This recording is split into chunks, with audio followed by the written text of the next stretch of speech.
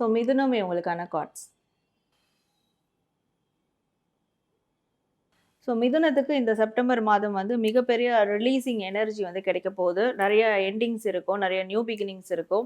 அது எல்லாமே இவங்களுக்கு அத்தியாவசியமான ஒன்றா இருக்க போகுது.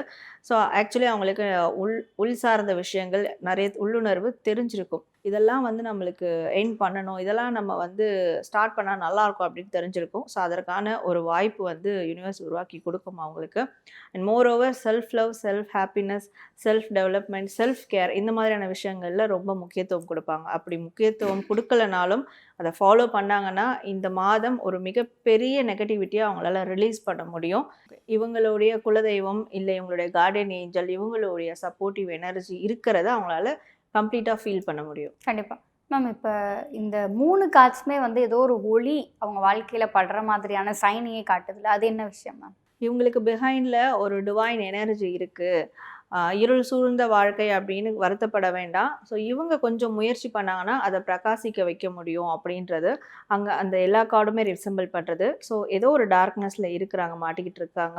மேபி அவங்க நல்ல பொசிஷனில் இருந்தாலும் சரி, ஸ்பிரிச்சுவலி ஏதோ ஒரு டார்க்னஸில் இருப்பாங்க. அதுலேருந்துலாம் ரிலீஸ் ஆக போகிறாங்க அப்படின்றது தான் இதை எல்லாமே கனெக்ட்